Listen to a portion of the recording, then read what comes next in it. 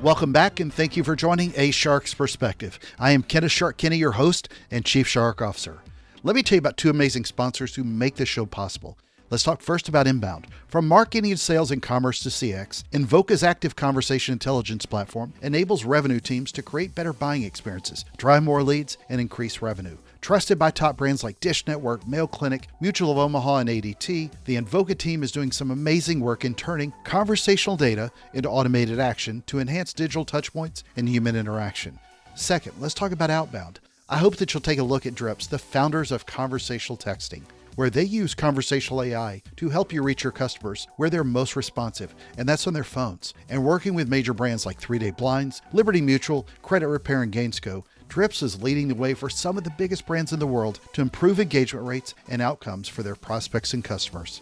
Thank you to Invoca and Drips. And now, back to the show. If you had a viral video, what would you do with it? It's such a goal for so many people and so many brands. 15 years ago, it would have been a newsworthy story, but now there are new viral videos every day. But if you did have that moment, then how would it define you? What would your plan be to capitalize on it after that moment ends? Would it just be a moment for you, or would you be able to create a movement? And will it be enough to create a memory that explains your brand, personal or corporate, and answers the question, why you?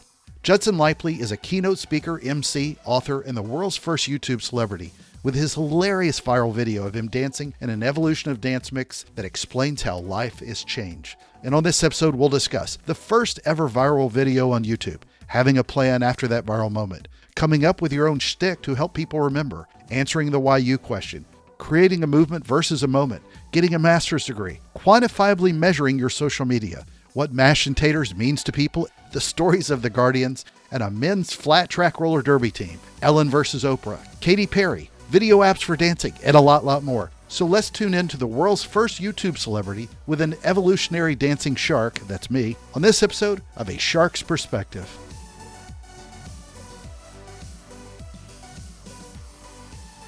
Judson, thank you so much for joining us today on A Shark's Perspective.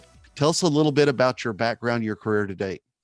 Sure. So my very first paid speech was back in 1998 when I was in college. I spent a lot of time during high school working with student organizations, and I was a student council kid. So I went to conferences and summer camps, and I ran for the state board my junior/senior year of high school, and was fortunate to be elected as the state president my senior year. So I did a lot of speaking. I participated in the Rotary four-way test when I was in high school and won the local competition and went on to the state competition. But somebody gave me $50 and a gas card to come present to the college down the road from my school. And I remember thinking, I was a senior in college, and I was like, this is incredible. I can't believe somebody would really give me money to do this, because I would have gone and done it for free. And then during graduate school, I started looking into it a little bit more, and I started learning a little bit more about the business side of speaking, it's very important, because like any art or any craft or any creative endeavor, you got to have both sides of it in order to sustain a living at doing that. And during that time frame, I met a gentleman by the name of David Coleman, who had been working in the college market as a dating and relationship expert called the Dating Doctor.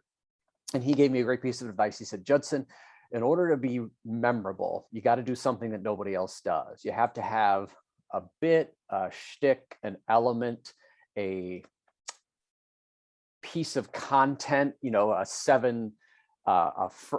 framework, 7 habits, 5 things, something that people will remember, because they're not going to remember everything you talk about in 60 minutes or 30 minutes, even come a week, a month, 2 years later. And I came up with an idea to illustrate one of my main points, is that everything changes, not everything evolves. And kind of the world is always moving, the world is always changing. And so I came up with this idea for something called the evolution of dance, started performing it in 2001, had a lot of success with it right away, and that it became my signature piece that people would hire me and say, oh my gosh, that's right, you're the guy that does the dance. And I had kept doing it and probably had about 750 to 1,000 performances over the course of those 6 years under my belt, and then put the video up on YouTube so I could get an embedding code to put it in my MySpace profile. And then was very lucky that I had the first viral video on YouTube of all time back in 2006 with the evolution of dance. So it was the first video to hit 100 million views, and I held the top spot as most watched video for just about 3 years. So that video, it was in 2001 So that you posted it to YouTube? No, so I started doing the dance in 2001. So performing the dance, the video that I used was the video footage that I used, I think, was filmed in the fall of 2005. Gotcha. Because at that point I probably had 50 different videos to pick from, and I just looked through all the footage and pulled the one that had kind of the best. And at the, we joke that you look back in 2006 and it was filmed on a high 8 digital tape as grainy footage. It was maybe 360, DPI. At best, yeah. It might have been 720 back then because it was technically HD. Well, that's true. So that video that's on your YouTube channel is from 2006. Is that the original one that has the 300 million views? Correct. Yeah, that's the 310 million it sits at now. Was the first one that I uploaded. So I've never changed it. I never touched it.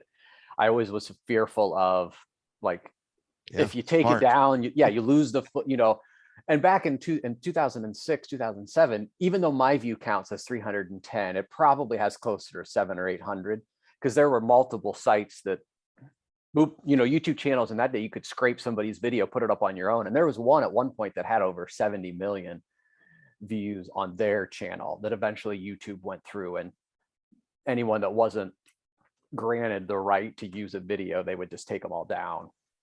Well, 310 million is still 309 million, 999,000 more than any of the ones that I've ever posted.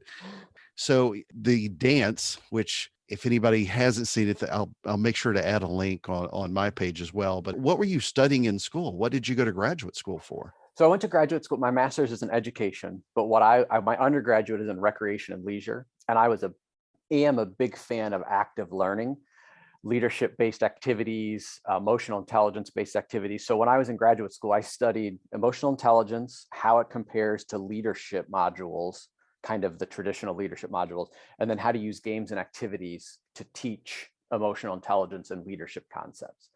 So why is it that, if you want to talk to somebody about cognitive bias, why is it better to come up with an activity that can help display that, show that, instead of just saying, oh, we all have cognitive bias and you should try to do your best to not let those things interfere with your interactions. And so the dance came about. I was trying to come up with a closer. I was trying to come up with something to be my thing. And I was watching a Black comedian make fun of white people dancing at a wedding. It was at an event where there were a bunch of people showcasing. So there's this organization called NACA, which is the National Association for Campus Activities. And in the early 2000s, it was very active in that the schools would come to a regional event. They would watch 40 to 60 acts over the course of 3 days, do 15 to 20 minutes. Hypnotists, comedians, bands, speakers, magicians, all sorts of different acts. And if they liked your performance, they would talk to you about hiring you to come to their campus. And it was a great way to get work in the college market. And it worked very, very well from my point in my career. And I was attending one of the events, watching this comedian on stage, and it was in Wisconsin. And he had been invited to a wedding of a friend. He said, I go to this wedding, I look around and I realize I'm the only non-white person. Like, it's just all white people and me. And he goes, and I noticed a phenomenon that about every third or fourth song during the reception, the music would start playing and everyone in unison would get up, run to the dance floor, do the same dance. Then when the song was over, they would kind of just drop their arms, look at each other, and then go sit back down. And he goes, and this happened all night. And he was doing some demonstrations and it was real funny. And I turned to my friend and I was like, that is so true. There are so many songs that have very specific dances that when that song comes on, everybody does that dance. And then I was like, that'd be funny to see some of those in a medley. And then I was like, that'd be funny to see some of those in order. And I ran upstairs to my room at the hotel and I wrote down on a scrap piece of paper, the evolution of dance. And I wrote down the first 12 songs that came to mind. And I went out the next day and I bought a mixing program online called Audacity, which still to this day is like one of the most popular sound mixing programs available. Learned how to mix music, mixed a 2.5-minute track of 12 songs, and then went out and performed it. Pretty poorly the first time. I wish I had video footage of that first one, but I recorded over it eventually, unfortunately, because it was not.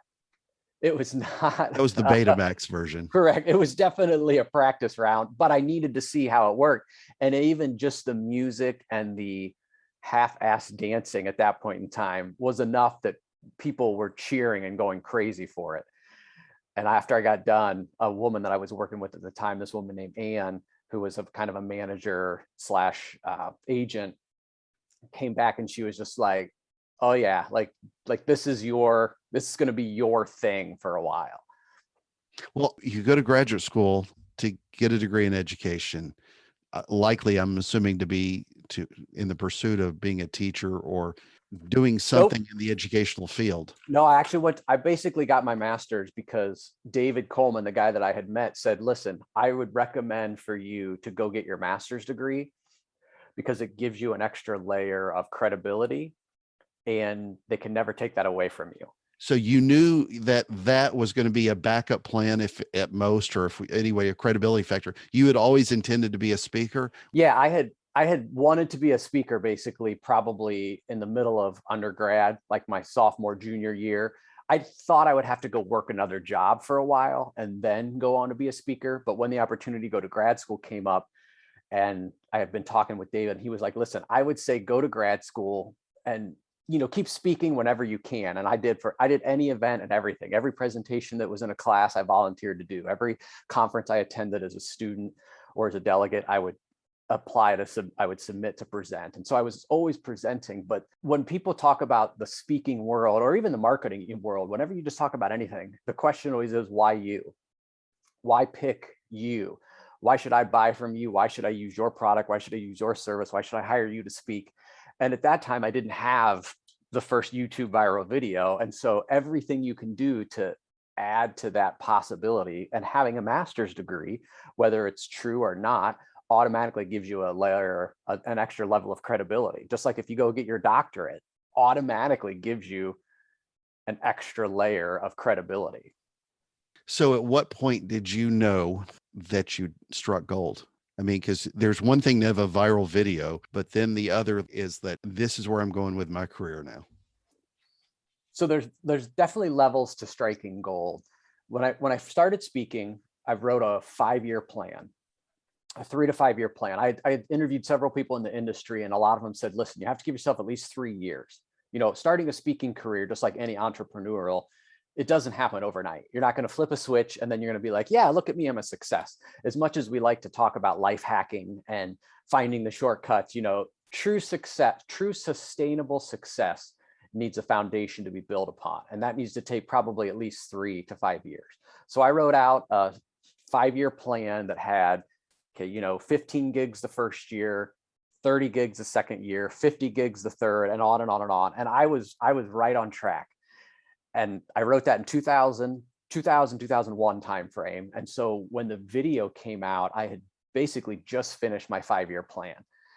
And I was like, okay, I was going to write another one, but let's just kind of see where this video thing goes, thinking that at most it would be it would be like a year. And this is all 2006, which it's hard to think back what your mindset was like because viral videos didn't exist. Twitter wasn't around, Instagram wasn't around, Facebook, you had to have an educational email address in order to get access to Facebook. It wasn't even available for people who didn't have a .edu email address.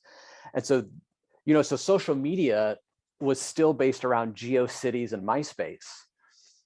And that didn't lend itself real well to becoming an influencer or establishing an online brand. A YouTuber didn't even exist then. It was still just people posting one-off videos here and there with maybe some people getting into the idea. So as far as striking gold, I don't know if that ever, it probably took a couple of years for me to at least say, okay, this is going to be more sustaining than just this quick sprint. like anything, you have a viral video, you're going to have a few years of, you're going to have a time frame of attention. Now in 2006, viral video attention was a year-long thing because there wasn't much competition. Now the attention you get from a viral video is, if you're lucky, a week. At best. Yeah. Yeah, at best. Talk a little bit about the statistics you bring up earlier in your presentation about how few videos actually go viral, because that's something that everybody's chasing to create.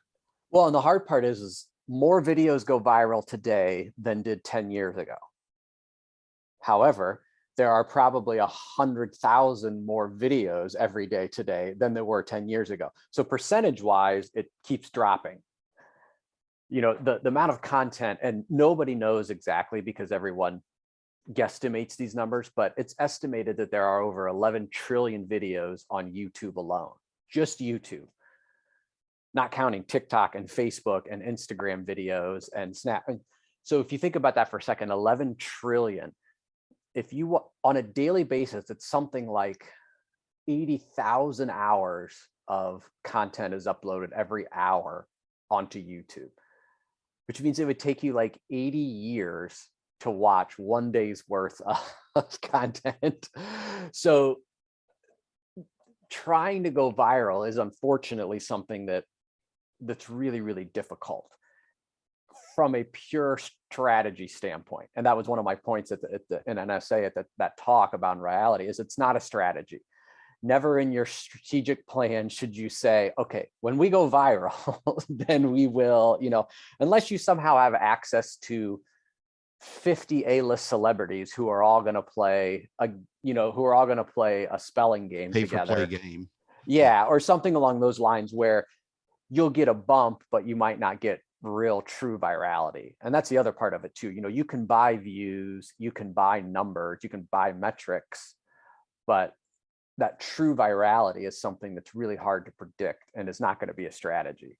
Well, one of my favorite moments in your speech that I've seen where you talk about this is really looking at things as a moment versus a movement. And it's also, you talked about the Ice Bucket Challenge and the $200 million that have been raised for ALS research since then. I mean, it created a movement. And I think for brands specifically, or marketers, or even influencers are really wanting to enact change, that you remember is, I don't remember 99.9% of the videos that did go viral because they didn't create any movement whatsoever. And it seems that so many people are chasing a moment that they forget to really create a movement. So elaborate, if you will, a little bit on what you meant by that story.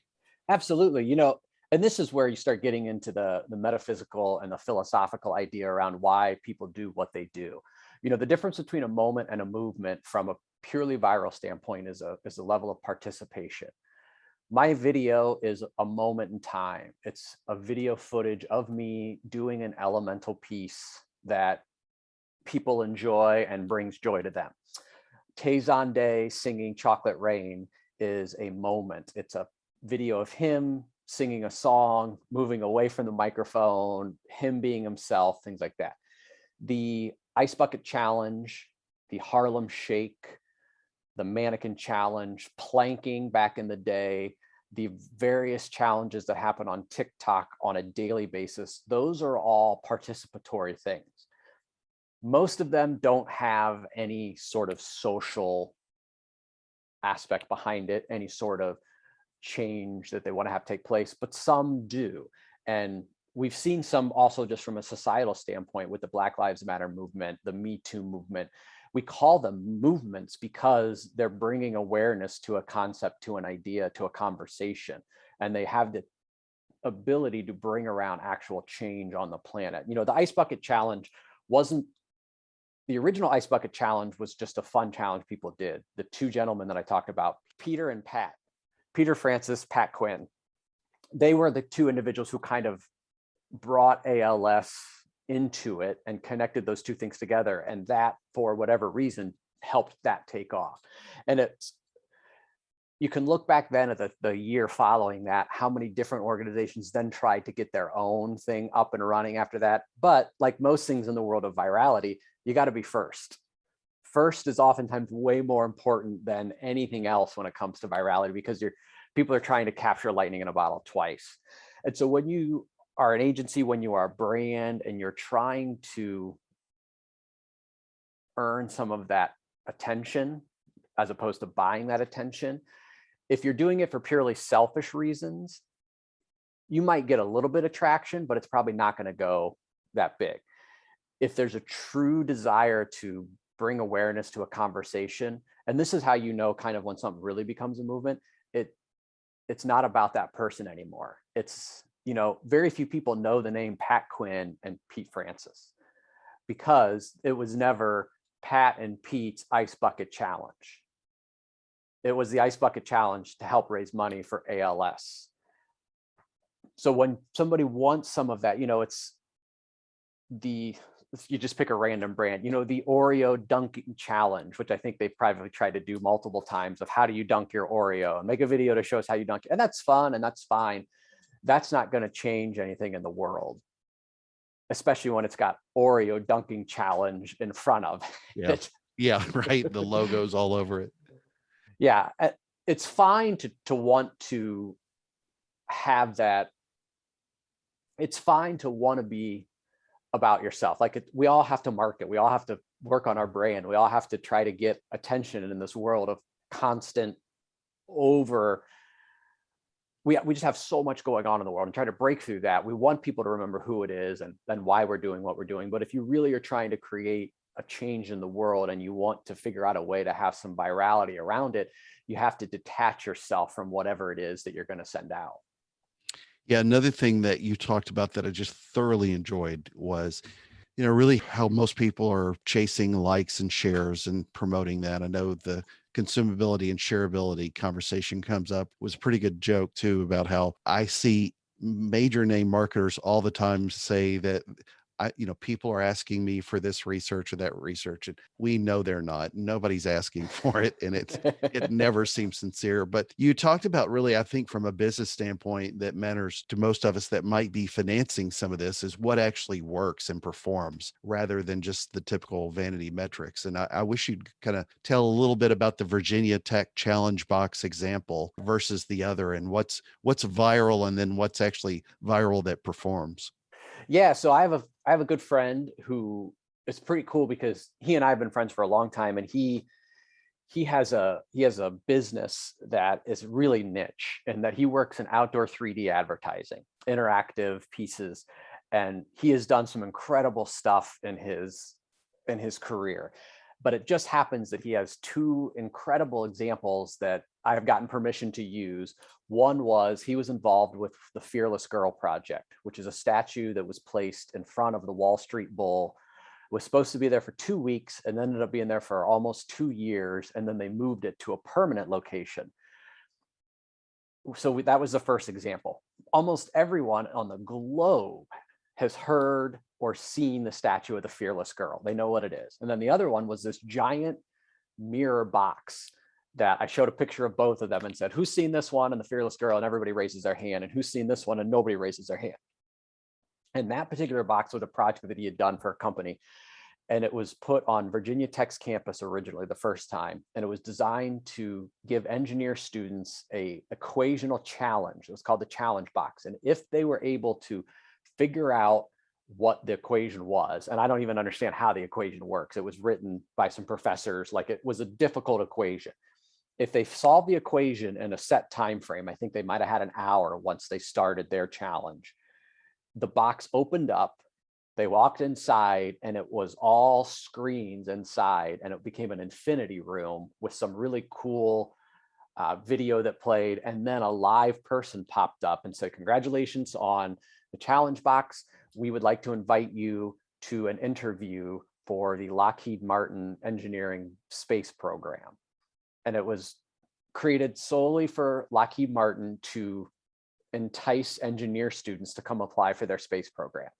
And within less than a day, I think it was supposed to be there for a week, within less than a day, every engineering student at Virginia Tech had heard about it, wanted to be in it. It created this buzz and excitement. And then literally their goal, I don't remember what the specific numbers were, but their goal was to end up with a few applicants and hopefully a 1 or 2 hires, because in the engineering space, especially for a space program, the competition is fierce. And it was such a success that they have put the box on like 7 other campuses. They go back every single year. And it's not that the Fearless Girl wasn't successful and wasn't a huge viral success, because you could argue that that might be the single most viral thing that's ever happened on the planet, because it was everywhere. I mean, there are people in pretty much every country who have some access to the internet or television who have seen that statue. But it was about being able to specifically measure for a task, because the company that commissioned the Fearless Girl statue was a hedge fund company who was opening a new fund designed around women-based businesses. I'm guessing that the average person did not give $10 million to this fund. So they didn't, they gain a lot. They gain a great story, and they might have gained a little bit, but most people don't know the name of a company that actually put out Fearless Girl. If only they had put their logo all over right on the face of it. Just what they probably wanted. So the concept being around we have 2 examples of 2 great things. One that was a small scale viral success and one that was a large scale viral success. But I made the argument that the small scale one is actually more successful because they were able to quantifiably measure what it was they wanted to do. And so I was trying to convince people to recognize that when you have a brand, when you are marketing, when you are doing any sort of project, you're better off to narrow in on a specific area to try to increase the chances of going viral. And then we talked about being able to find commonalities that, one of the things every viral video or every viral entity has an emotional connection. And the fastest way to connect emotionally is familiarity.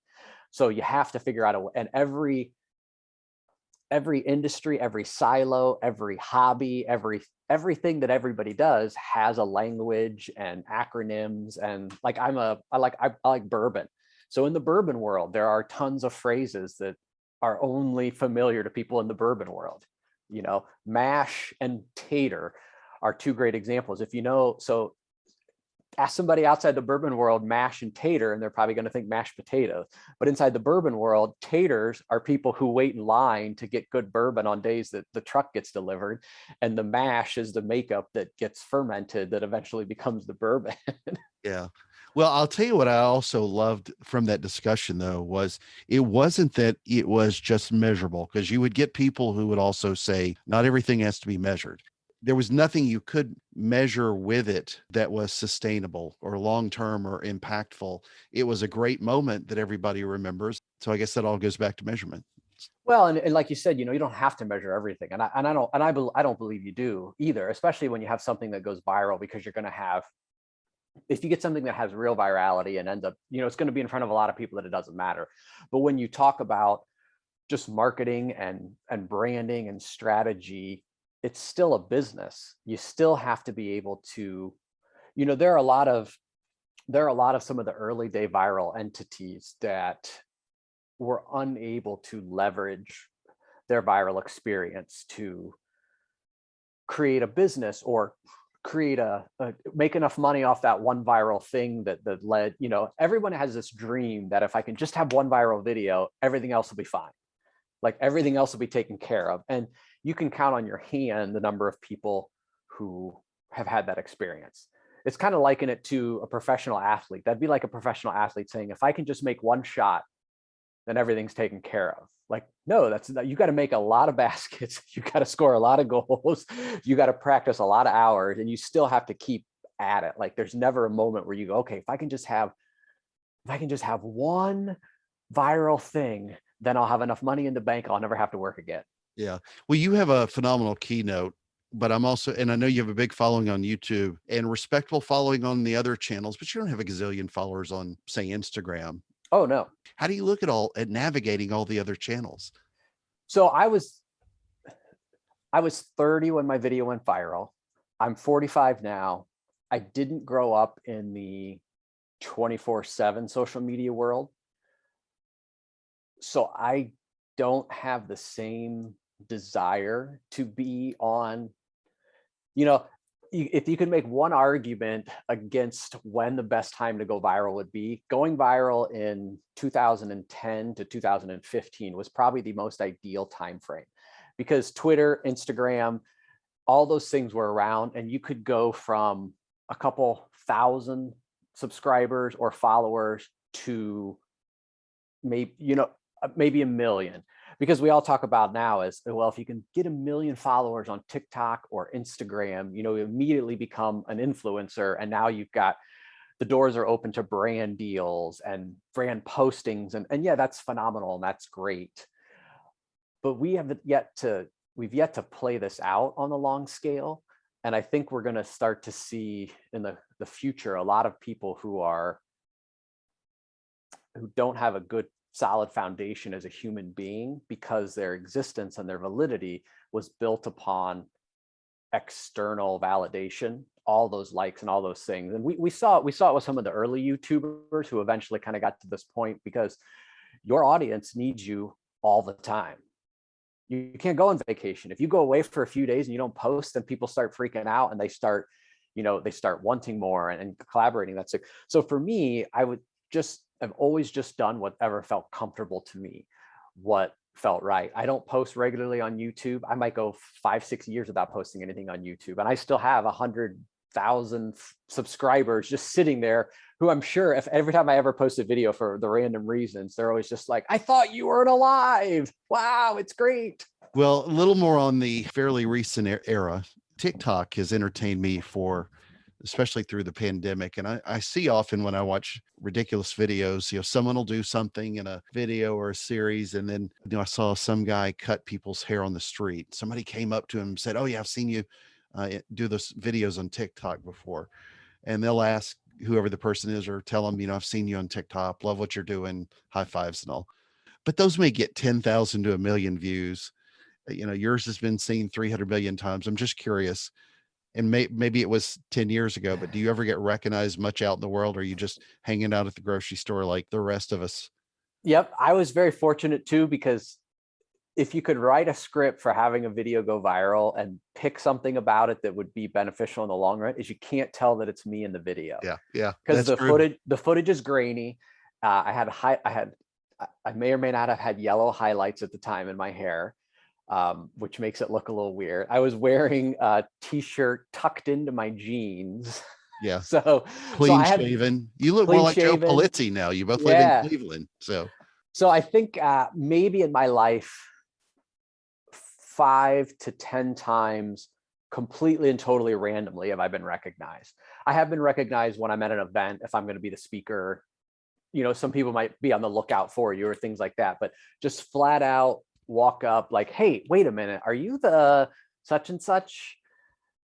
Just a few times, fortunately, because you're right. I think there are other people who have to deal with, and there's some people who like that, but there's also a lot of people who would say over time it would probably get, especially if they were never able to benefit from it financially, which a lot of viral videos didn't benefit financially speaking.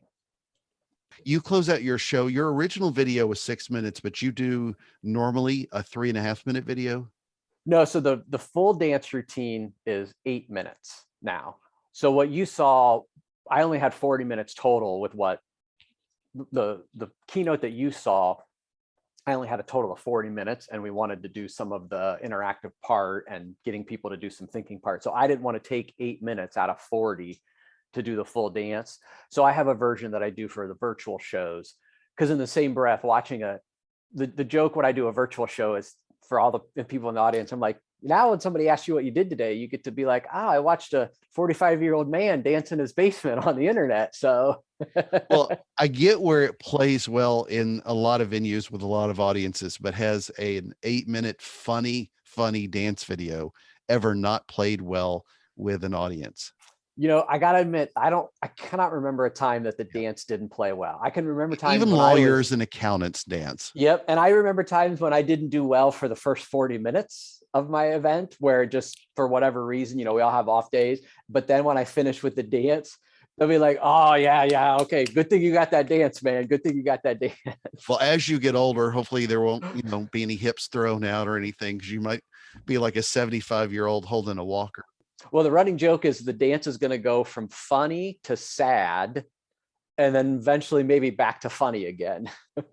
Yeah. Well, Judson, I ask everybody that's been on Shark's Perspective, what is their favorite kind of shark and why? Do you have any good, fun shark stories? My It's an favorite, I think easy one for you too. I'm giving you a setup question that you should know.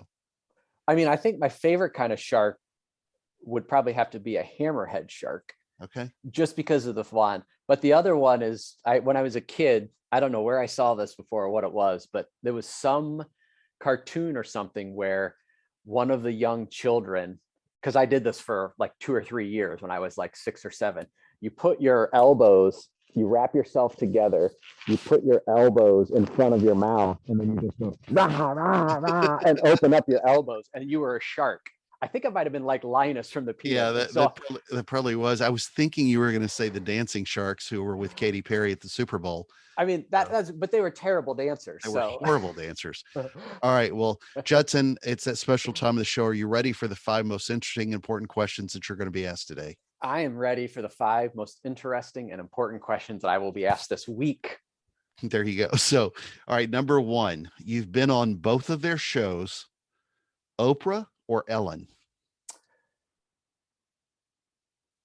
I would say they're even. So of all, I think I have the distinct pleasure of being the only person who's ever been on both Oprah and the Tosh.0 show.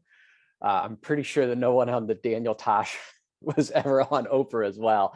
Ellen and Oprah are they're both incredible human beings. They've both done a world of good. And I know sometimes they both get bad raps because people say, oh, they were mean or they weren't very nice. But I don't think anyone can ever fully understand what it's like where every single person knows you, and you don't ever get to interact with somebody authentically again, because you always have to worry about, is this person being nice to me for me, or do they want something for me, or do they think that I can't tell. My favorite Oprah story was they had a surprise guest on the show when I was on. Patrick Swayze came out. There was a couple who had reenacted the dance from Dirty Dancing, and they had some viral fame, and we're all sitting there, and all of a sudden she's like, we have a surprise guest, and Patrick Swayze walks out to say that, that, and it was great. And during the commercial, the founders of YouTube, who came on the show, who never did interviews, but they came on because it was Oprah, said to Oprah, hey, did you know Patrick Swayze was going to be here? And she just looks at him and goes, yeah, it's my show. Right. And one of the greatest Saturday Night Live skits ever. Patrick Swayze, Chris Farley dancing as a Chippendale dancer. That was best. Number 2, the Cleveland Guardians baseball team, the new name, or the Cleveland Guardians roller derby team, which is the Cleveland. I just found this out. The Cleveland Men's Roller Derby is a flat track roller derby league supporting the Cleveland Guardians all-star travel team. So I didn't even know that there was a men's roller derby team in Cleveland named the Guardians until they made the name change from the Indians to the Guardians in baseball. Yeah, so I was not unhappy with the Guardians name. I do like the Guardians name. And anyone out there listening that doesn't know the story, the Guardians are 4 statues that were created across 2 bridges around transportation in, I think, in the 1920s. And so do a little research, find out why they're called the Guardians. A lot of people in Cleveland also wanted the Spiders, which was our original baseball team from before MLB existed. But it turns out, one of the articles here in Cleveland said, they looked into it, but it was going to be a little bit more of a fight with the University of Richmond, a college, is also the Spiders. And we live in a world nowadays with trademarks and rights and all these things. And I think they figured, let's pick the Guardians because it gives us a clean slate, because the only other Guardians are a roller derby team. And then I think there's an arena football team somewhere too that's also called the Guardians. So. Yeah, well, I'm looking for, maybe this will help them get over their slump too. So, all right, number 3, you obviously have a huge following on YouTube with 100,000 plus subscribers, but let's talk about other video platforms that might be your favorite: TikTok or Instagram Reels. I don't do anything on TikTok, only because I know what TikTok is, and I don't want to be. TikTok's a time machine. You open up TikTok and immediately it's at least 45 minutes to an hour later. and it's like Clubhouse. I get on either one of them and I feel like I've got to shave because I've been locked in for 24 hours. Yeah. And so I know the TikTok videos are great. And I see a lot of the TikTok videos that get reposted on other things. And I have watched TikTok stuff. I've watched with my niece and things. And I think best TikTok, platform for dance videos then right now? I mean, if you had to it's pick? definitely got to be TikTok by far. I Agreed, mean, agreed. TikTok dominates. If I was starting all over again, I would go to TikTok first. Yeah, agreed. All right, number 4, favorite dance move, the robot or the worm? Well, it was the worm, but since I'm 45 now, the worm has since been out of the dance for probably 6 or 7 years. Yeah. All right, number 5, and the most important question that you're going to be asked today is biscuits or cornbread? Ooh, what kind of biscuits though? You pick, use your imagination. I mean, if it's full on Southern biscuits yeah. with some honey and butter, then I would have to say biscuits. Southern flaky biscuits. I mean, Yeah. yeah, that's the way to go. All right. So, Judson, where can people find out more about you? Follow your thoughts on virality, change, which is a great keynote conversation. Watch your dance videos and more. Well, you can always find me at my website, which is Judson Laipply, JudsonLaipply.com. That's the same handle. Judson Laipply is the same handle for Instagram, all those things. And I also have a community number. You can text me at 419-273-6455. And that joins, like, you can text me directly. You become part of the community. And then I have the opportunity to communicate with people via text message that way. So I send out text messages every once in a while. I am not anywhere close to the amount of content you're supposed to be sending out. So I sent out a text message yesterday, and then I looked back at the last one, and it had been like 4 months since I had sent anything else out. So it's always random. It's always thoughts, ideas. A lot of times it's book recommendations because I'm a pretty avid reader and I continue to read a lot of books. And whenever I read a book that I really think could benefit a lot of people, I'll try to advertise that book without any sort of affiliation whatsoever. So the one that I really like a lot now, if people are listening, is called The Psychology of Money. Fantastic book on just looking at money and how we relate to money, and some really good practical advice for people. Judson, thank you so much for being with us today on A Shark's Perspective. Oh, my pleasure, Shark. I appreciate it.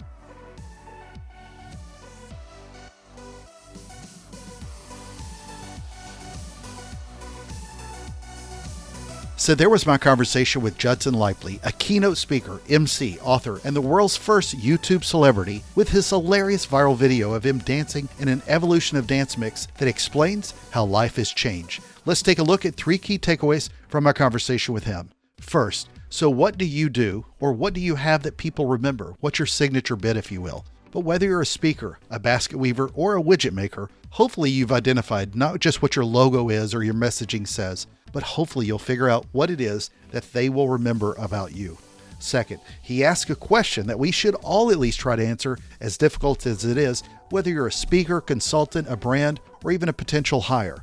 He asked, why you? Why pick you? Why should I buy from you? Why should I buy your product? Why should I buy your service? Why should I hire you to speak? With whatever credibility you have.